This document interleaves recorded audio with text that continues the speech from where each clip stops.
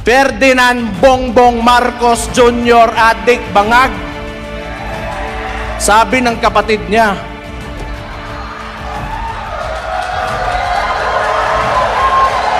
Isa pang binalik ng adik na Pangulo na sabi ng kapatid niya, hindi, kailangan ko i-put into para sabihin naman matibag na, oy, sinabihan mo adik, ikukulong ka, pusasan ka, pakyo ni mong buhanga ka.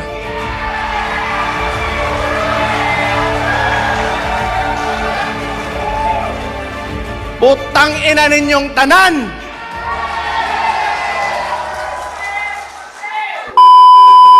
Kaya po sa hapong ito, nais kong kilalanin ang ating pinuno, ang tatayo para sa atin, ang magpapatuloy ng laban ng ating bansa.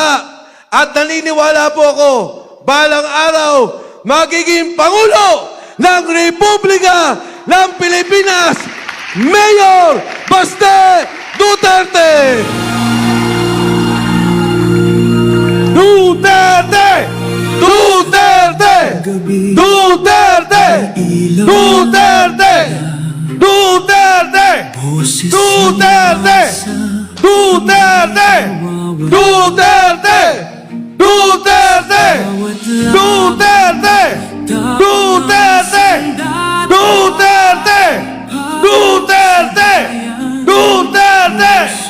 Duterte! Duterte! Duterte!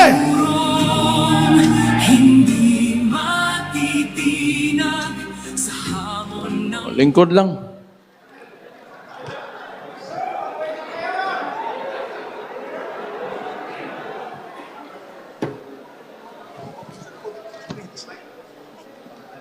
Bakit, boss? –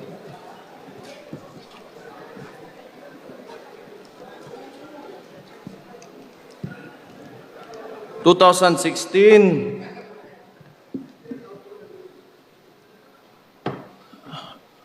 yung tatay ko, si former Rodrigo Roa Duterte, tumakbo, hindi yun utot ha, ng presidente. Nagsimula siya, may survey, 15 to 20%. Okay? Ngayon, lumabas siya sa kampanya at sinabi niya, dalawa lang ang plataforma niya.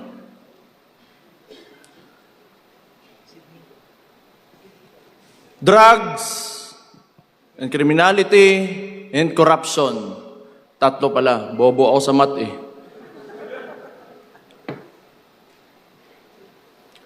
Noong panahon na naging presidente yung tatay ko, hindi ko akalain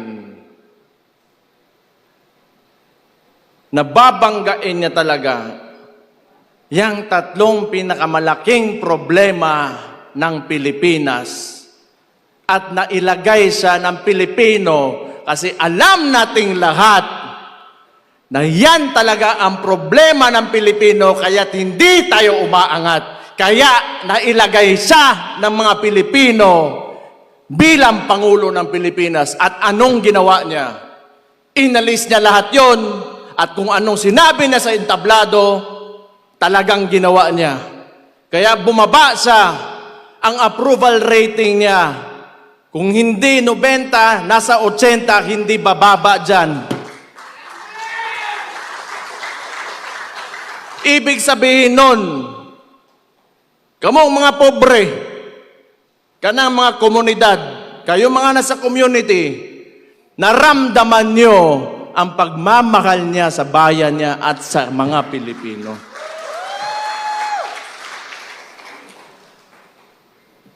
Ngayon, because my father, his core is a lawyer.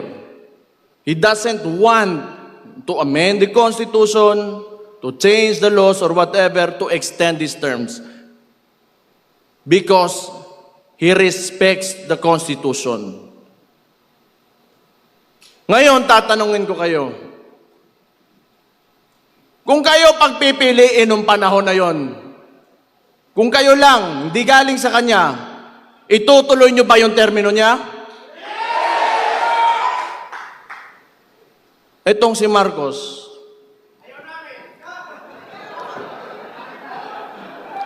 ganun buang na ni. Buang, adik, ingon pa sa iyang igsuon, bangag,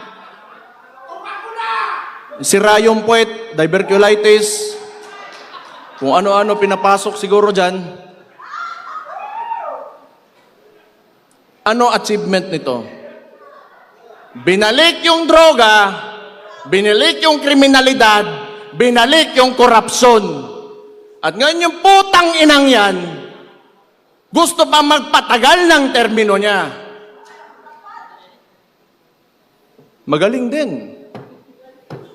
Sa kawalang hiyaan ang puki ng inang yan. Ganito kasi yan. Ang gobyerno, panahon ni PRD, dinicentralize niya. Meaning, power and influence, hindi tawag, utang ina ng kabalo sa tawag ng English ang yawa. Hindi lahat nasa capital. So that, especially the budget, the allocations, lahat aangat. Etong si Marcos kasi, ito yung culture ng politika na galing pa noon sa mga Espanyol. May mga peninsulares, insulares, Indios. And yung mga kolonistang yan, the Spaniards, nung binigay tayo sa mga Amerikano, hanggat sa nagkaroon tayo ng so-called independence, hindi nila inalis ng sistema na yan. Kailangan malayo ang wealth gap sa mga oligarko, pati sa mga maghihirap, so that they can they have control over everything. They have control over politicians, they have control over the economy, at sila lang mayayaman, wala silang kompetensya, kasi hanggat sa walang umaangat na Pilipinong pangkaraniwang tao, wala silang kompetensya, and that's what they want to maintain. Unsay gibuhat ni Marcos? Ang ginawa ni Marcos, because PRD opposed this kind of political system, pinadala niya sa Netherlands, putang ina siyang gago sa.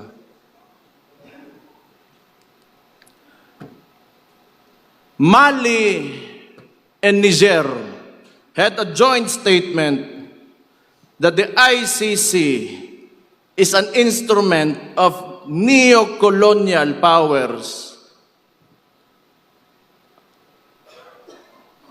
on the hands of imperialism. Tanawan ninyo, ano pang bumalik dito sa Pilipinas? EDCA sites, kung kailan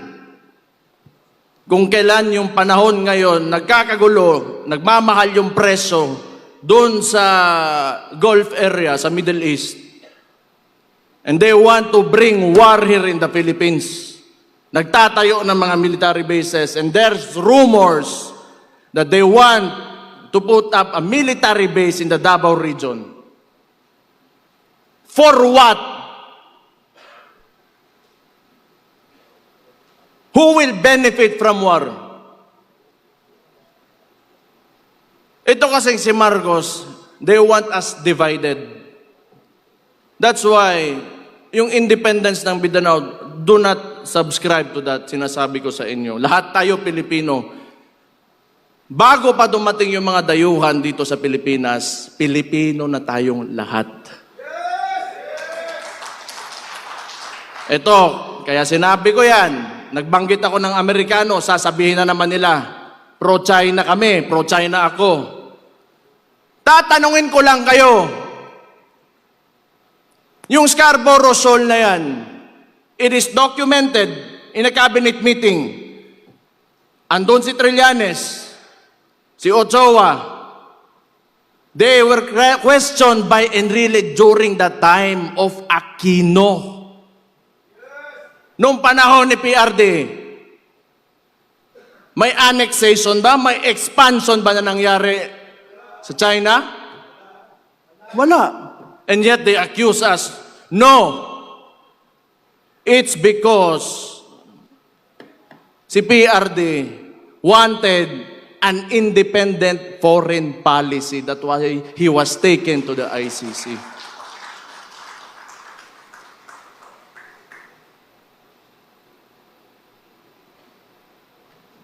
Muli na ta. Mga taga Davao Oriental drebe. Tingog mo. Oy. Del Norte. Barm. Allahu Akbar.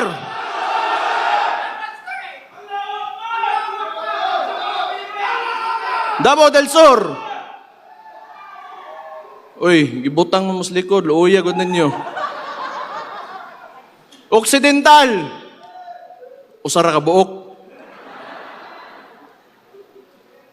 Di, bitaw.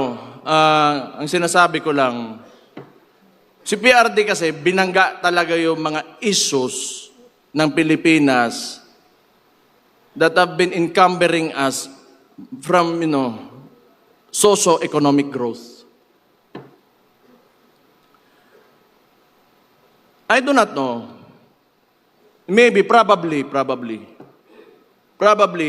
these oligarchs do not want the Filipinos to know.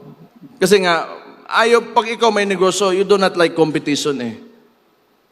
And when you give everybody a chance, an opportunity to, lift themselves out of poverty, then you get a mind of your own. Tapos magkakaroon, they will speak against you and, criticize. Ayaw nila nun. They will not profit from it. So muna, katong na presidente ako amakan, muna suko kay na sila, galit sila kay PRD kasi siningil yung tax, pagbabayarin sila yung utang nila sa gobyerno. And for what? It's because so that money can be used for people. Tanawa karon. Hospital, PGH used to have 100 million a month.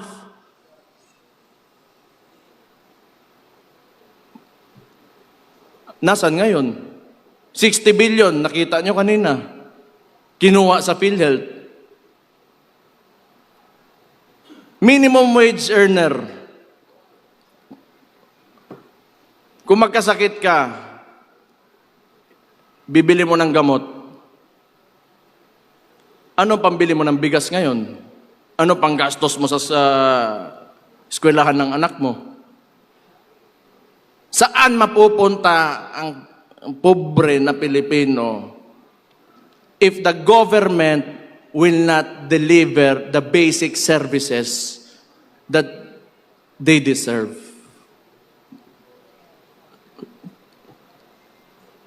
Do you think, pag ito tuloy-tuloy pa rin, may bansa pa tayo? Do you think na we will have, our children will live in a future where they can live comfortably?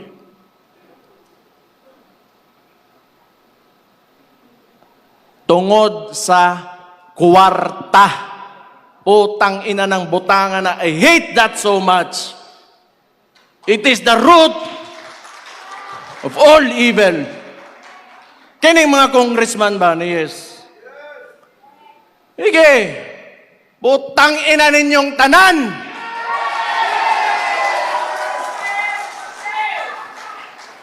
Kamo, musod mo og politika, papasok kayo ng politika, para mangwarta lang, kwarta lang. Bakit nandyan pa kayo? Bakit? You just want yourself to, like, you want everybody to see that you have a better house, a better car? You are richer than anyone else in your community? Yan lang? Para sa kinabukasan ng bayan natin? Utang ina, umalis na kayo dyan.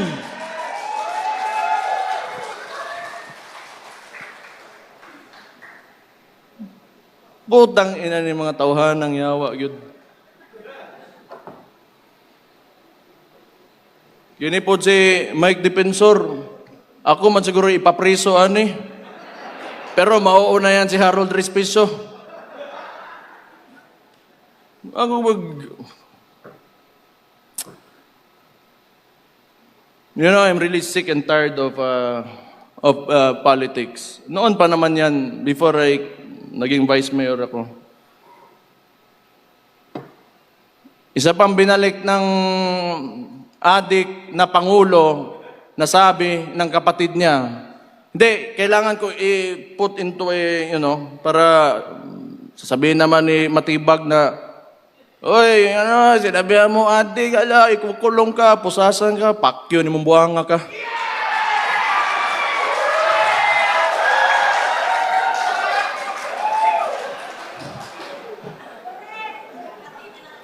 Bisaya pa, lo ni mo, choy.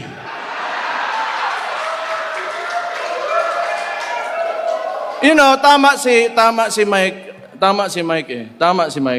This is not even a silent martial law. It is martial law without declaring it formally. Ang dami nang nakukulong, may mga kaso, and for what? Because they opposed, the actions of the administration. Why? Is that so wrong? Kung ikaw presidente, that would be good information for you to fix your country. Because it could be right. It could be good for the country. Bakit ayaw mo ng oposisyon? Bakit ayaw mo na pagsabihan ka kung ano yung nangyayari sa lugar mo? Kasi baka kasama ka talaga sa nakaw. At ano sinabi? Hindi naman tayo magtataka. Lumabas na nga si Martin Romualdez. That was actually an admission that there are anomalies in the preparation of the budget. Ang sinabi niya lang, hindi siya ang mastermind. And who is higher than Martin Romualdez? Sino susunod? Sino pipirma ng budget? Ferdinand Bongbong Marcos Jr. Adik Bangag. Sabi ng kapatid niya.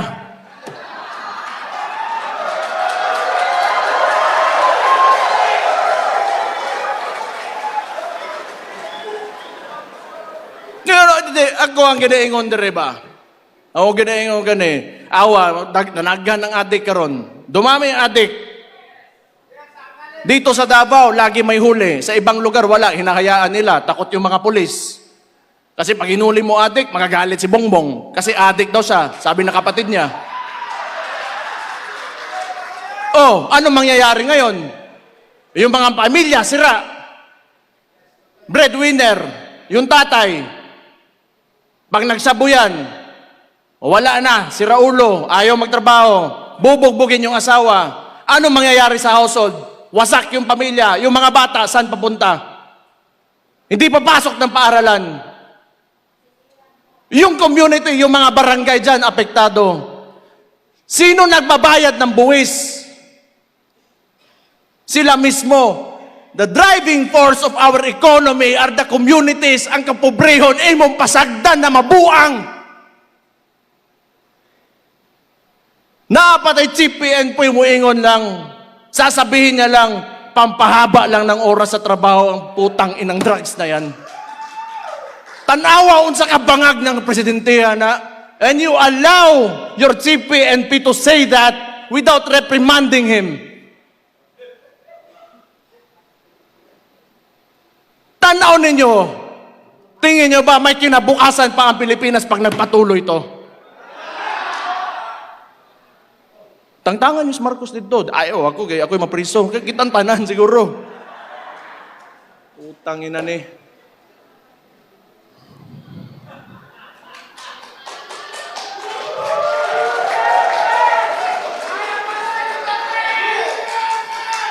Kini ba?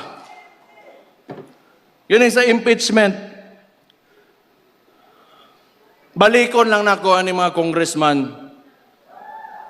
Ako, believe ako doon sa, how many do we have who said no? 25? Give a round of applause to those people.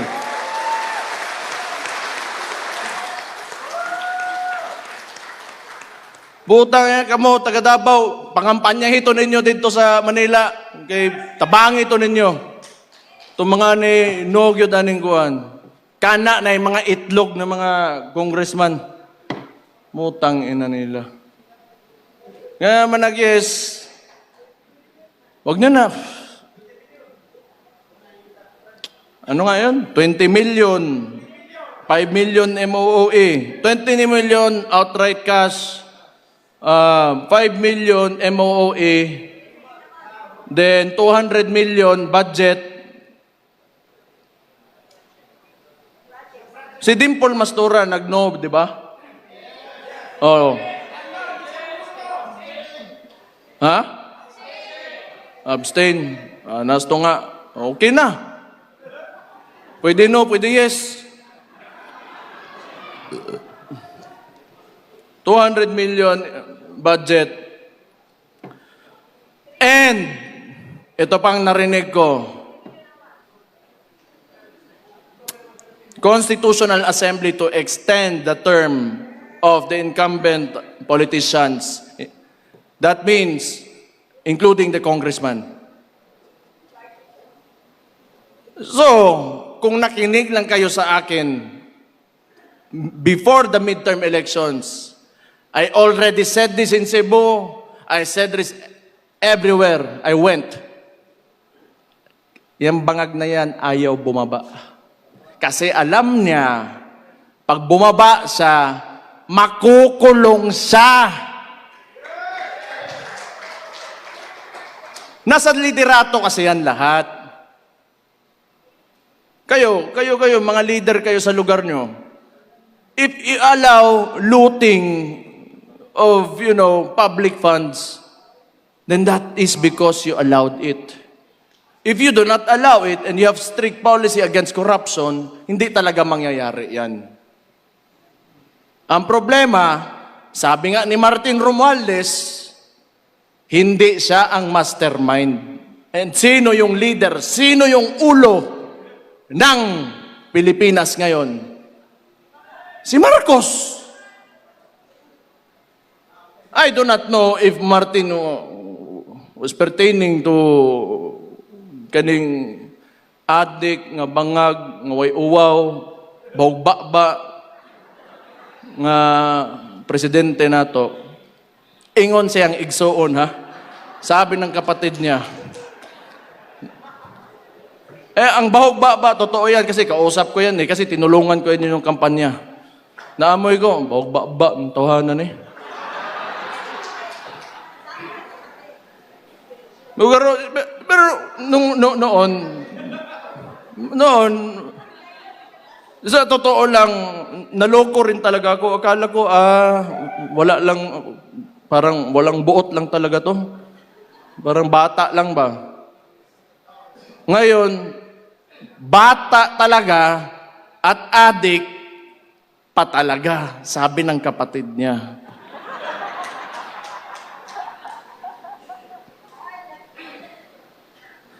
Pero, kapoy kay si pangaway, Di, manggod, ganang ingani ba?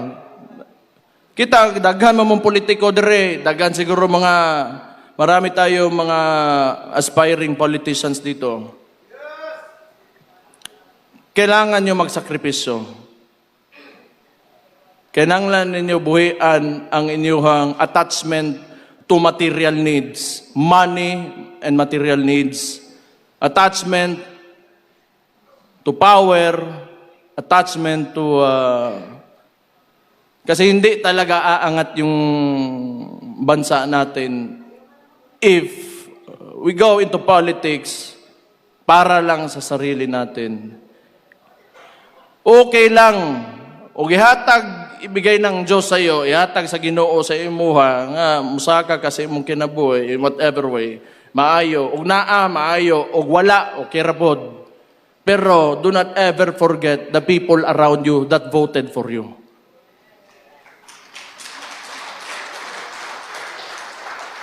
Kinahanglan, pag ikaw nas politika, di lang ang imong gipampili na mga tao, mga pinili mo lang na mga tao at ikaw yung aangat. Unahin mong angatin yung mga tao. Huli ka na talaga. Maunang politika. Manerbisyo ka eh. Mao gani ang tawag na public servant.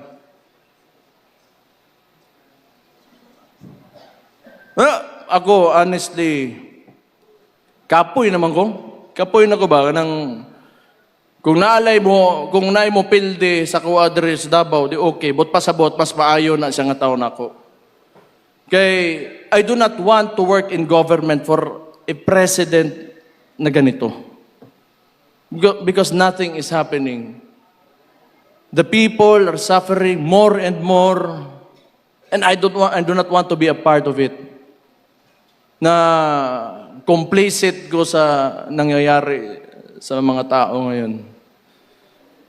But fortunately for me, Davaoenos, Davao region, are very resilient people. Mabuhay ramantag. Mabuhay ramantag ginamos. Kanang nilungag nga saging. Okay na. Pero kani mga tao sa mga urbanized sections of the country, medyo lisod eh. Dire natay prutas, natay bugas. Di man permi po, pero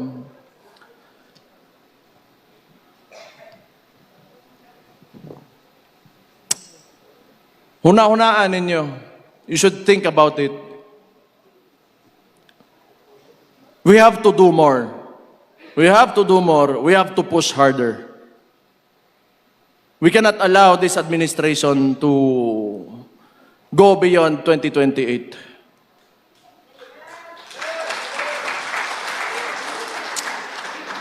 Ganito yung structure nila eh.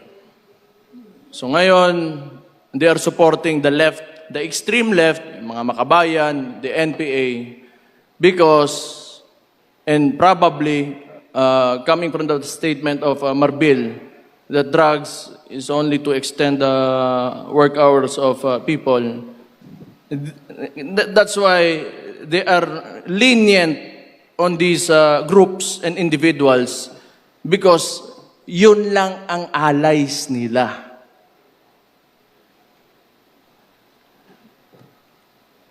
Lahat nga talaga na inayos ng previous administration by PRRD, binalik talaga ni Marcos.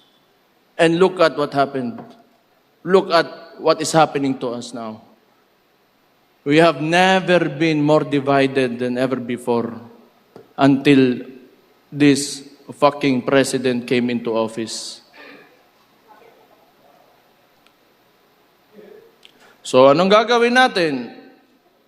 Since the Vice President has already announced her candidacy for the 2028 elections. Ngayon pa lang, magsisimula na tayo.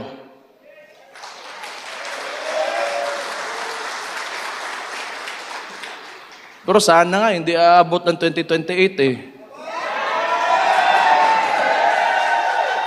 Ano gusto nyo? 2028? Bukas.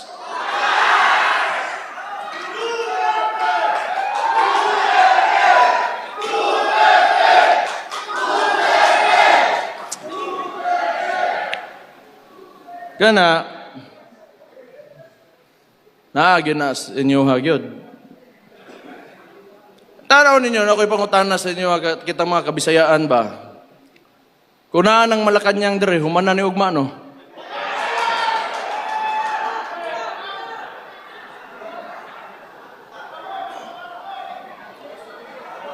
Kuanta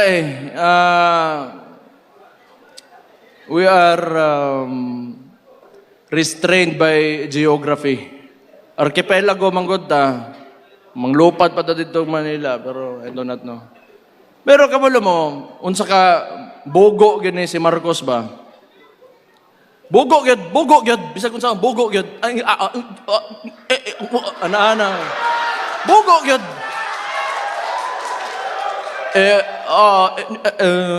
Wala tayong magagawa. Oh.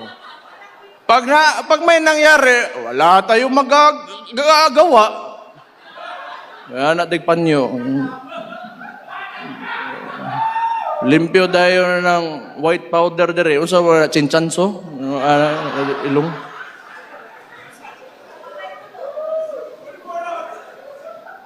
Di bugo ba? Siya yung nagbukas ng flood control issue because, the narrative that they wanted to present to the public, kasi itong mainstream media, hawag na po, tangin na po din yung mainstream media mo, yawa mo.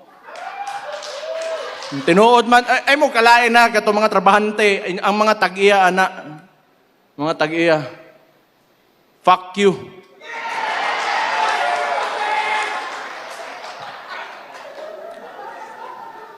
So they wanted to, form this narrative that Marcos, Bongbong Marcos, is the savior.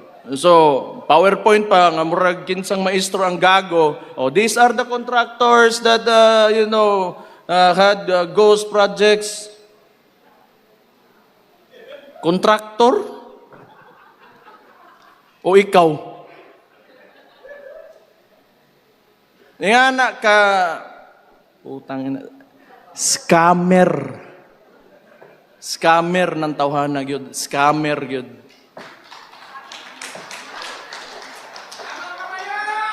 Hindi, kita nyo naman. Magkasama sila ng kapatid ko, ng Vice President.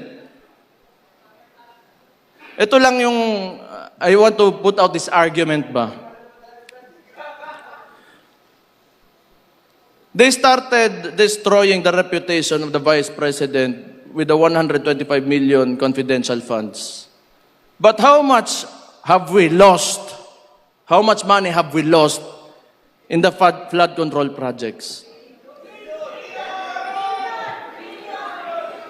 More or less $2 billion.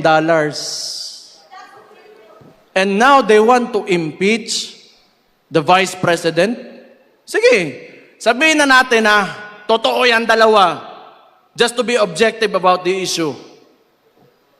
2 billion against 125 million. Who will you impeach first? Putang ina ng gago. Anyway, optics kasi yan. And when 120 billion wasn't enough, ginawa na nilang 6 billion. They added more figures to it. Yan. Gago na mainstream media yan, yan yung ilalabas nila. So that people, they want to influence the people. Because mainstream media is stitched with pop culture. And people do not, are used to looking at mainstream media and pop culture. Kaya yung tao, nagugoyo ng administrasyon na to kasi hawak nila yung media eh.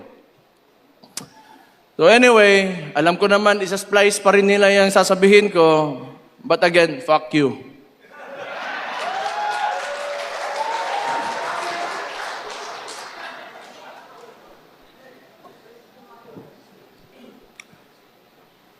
Hindi, maluoy ta sa itong nasod. Natay mga anak ba? Natay mga anak. Ako'y mga anak. Namoy mga apo. Unya, kaugbaon ba? Future ba? Future.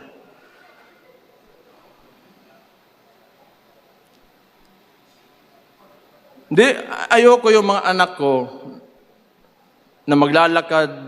Kunwari, if they had to walk, around the city or out on the streets, and they get mugged, hold upin sila. Or maybe some people will entice them to do drugs with them. Job opportunities are scarce. Wala silang papupuntahan, may natapos pero walang trabaho because of mismanagement of this current government. So ang tingin ko, 2028 man talaga ang it really depends on how you would approach the situation. If we see a lot of people, who want to, take Marcos out of office, then that could happen. But if not, there is 2028. So kaya sinasabi ko, we should start now because we are facing an administration that will use all the money that you paid as taxes in this government against VP Inday Sara Duterte. That is what happened in Congress and probably, I do not know with the Senate, pero kaning mga senator, I think kailangan na to palakpakan nga ni Kapulit Agua. So your support to these senators means a lot. Whatever you can, social media lang talaga tayo, hanggang social media lang talaga tayo eh. Yung mainstream media, fuck you again.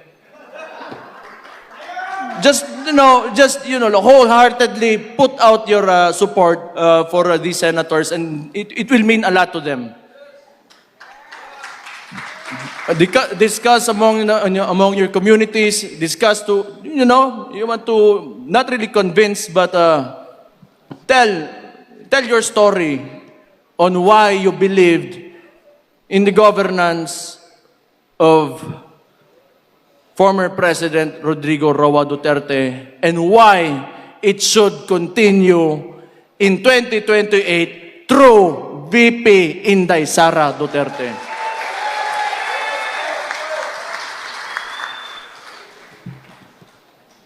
Guol ta sa atong kaugmaon, good.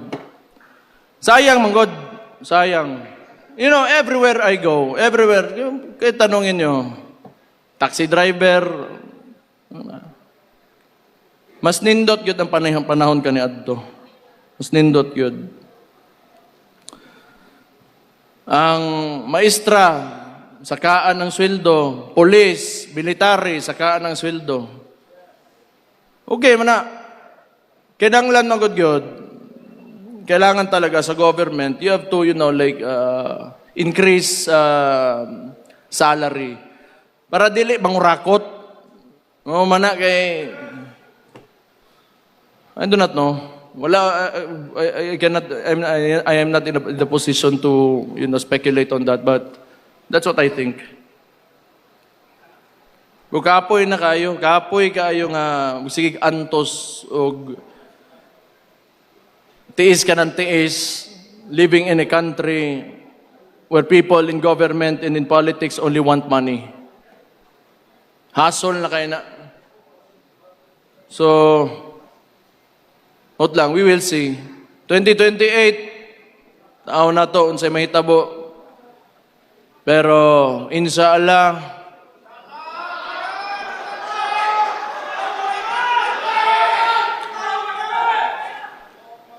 dili mismo, butang dalang ato ang kandidato, si Inday Sara Duterte, pero ang Pilipinas, mauli sa mga Pilipino.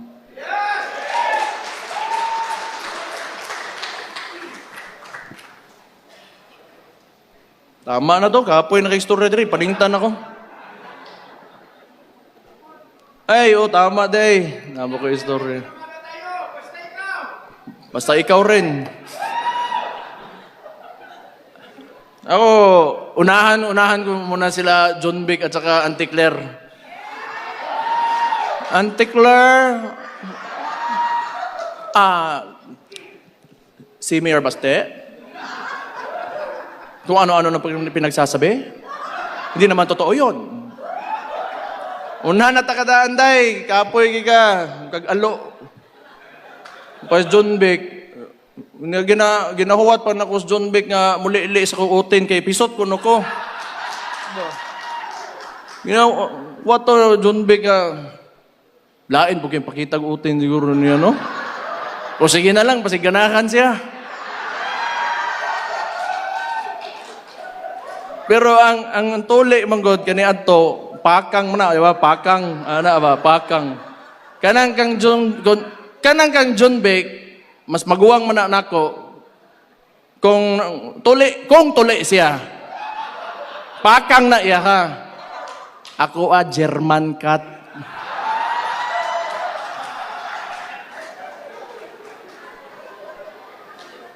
Yawa, basta DILG secretary, moro na mo ingnon, naunsa mo ka eh. Yun lang sasabihin mo. God damn it.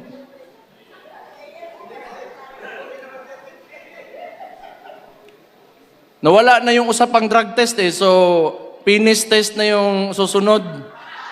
Kung support o hindi. Bitaw. Actually, lahat ng nakawan na yan, ginagawa nila yung diversionary tactic, yung impeachment kasi talaga, so that they can continue to loot the money of the people, taxes that you pay. So, tayo kuha na. Ano man, mag-rally ta? Tanaw ninyo.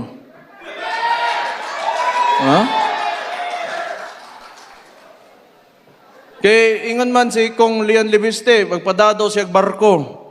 Papadala daw siyang barko.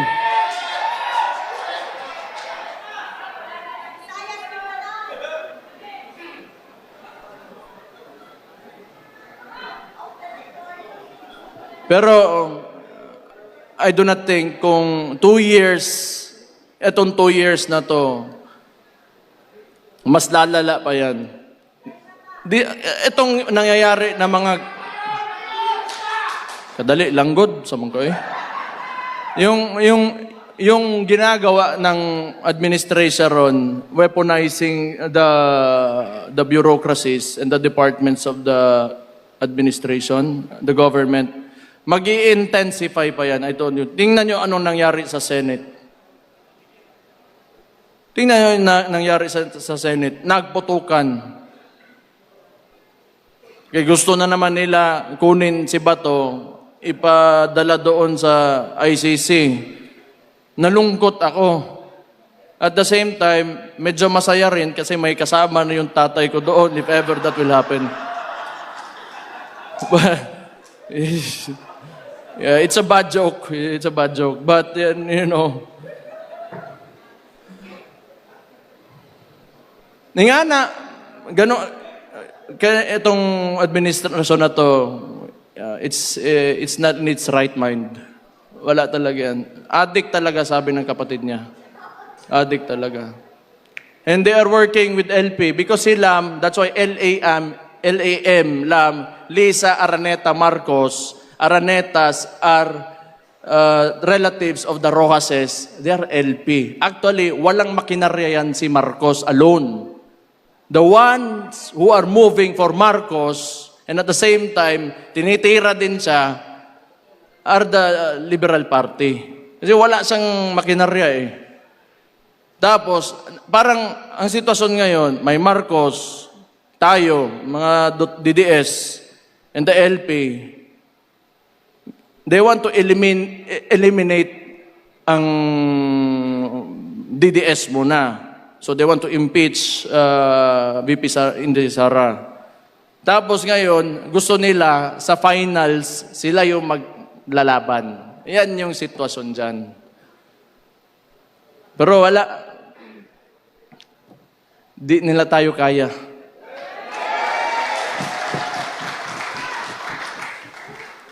Wala namang alam kasi talaga yung mga gago na yan. Talaga walang alam, putang ina. Kasi nga, sinabi ko, tulad ng Scarborough Shoal, you know, yung mga left na yan, sila man nasasabi China, o sino ba? Trillanes, LP. Saan naman nag-backdoor nun? Kinesyon sa nga ni Enrile. Putang ina. EJK. O, kani ha? EJK. They want to, you know, convict ni akong amahan because of the allegations of EJK. O, kani LP niya.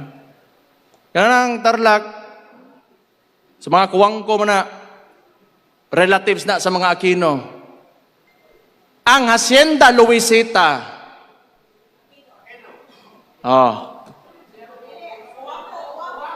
kuwang ko day. Diba mo, ibutang ninyo ang tao dito sa Netherlands, sa ICC. Because he fought against drugs that destroys communities.